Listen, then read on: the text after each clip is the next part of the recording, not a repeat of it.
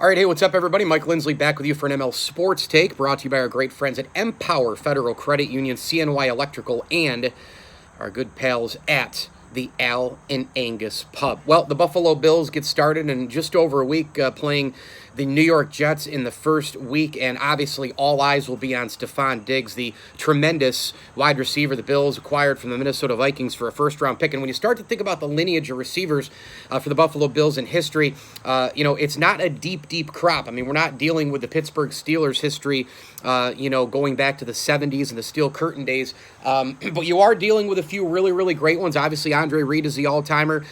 You have guys who spent some time here and there in Buffalo, but not their entire careers, a la James Lofton, who is in the Pro Football Hall of Fame. But I think Stefon Diggs, if he has a chance to spend at least maybe 3-4 years with this team, get him into a couple of deep playoff rounds with Josh Allen and company, I think Stefon Diggs could possibly go down as an all-time Bill wide receiver if he does it in a short amount of time. Think of the analogy as Carmelo Anthony for the Syracuse Orange basketball team. 1 year accomplished more in 1 year than most had in 2, 3, or 4. Stefon Diggs, though, I will tell you, is the most talented wide receiver the Bills have had. Probably the best receiver on paper going into a season since Eric Moulds way back when. Remember Lee Evans and Eric Moulds, some of the really good, talented Bills wide receivers. But again, the overall picture wasn't good enough, and the quarterback position wasn't stable enough for Eric Moulds and Lee Evans to have all-time Bills careers based on the postseason. But Eric Moulds, certainly, as far as all-time Buffalo Bills, he is an all-time Bill as far as the wide receiver position is concerned. You could probably extend that